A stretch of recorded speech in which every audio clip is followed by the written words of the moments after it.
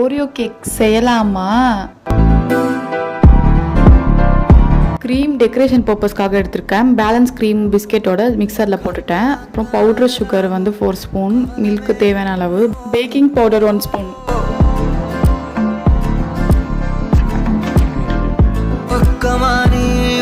உங்களுக்கு வேணும்னா nuts skip பண்ணிக்கலாம்.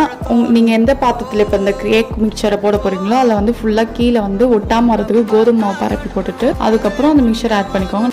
குக்கரில் சால்ட் போட்டு 10 to 15 மினிட்ஸ் நல்லா ப்ரீ ஹீட் பண்ணி வச்சுக்கோங்க. அப்புறம் ஒரு பாத்திரம் வச்சுட்டு அதுக்கு மேலே நம்ம ரெடி பண்ணியிருக்க மிக்சரை பாக்ஸோட வச்சு க்ளோஸ் பண்ணிடலாம். விசில் போடக்கூடாது. 45 மினிட்ஸ் அப்படியே விட்டுட்டு ஸ்டவ் ஆஃப் பண்ணிட்டு 10 மினிட்ஸ் கழிச்சு ஓப்பன் பண்ணி பார்த்தேன். இது மாதிரி தான் இருந்துச்சு. நைஃப்பில் ஒட்டாமல் தான் வந்துச்சு. அதோட சரி ஓரங்கள்லாம் எடுத்துட்டு நான் கேக் மாதிரி இருக்கான்னு கொட்டி பார்த்தேன். கேக் மாதிரி தான் இருந்துச்சு.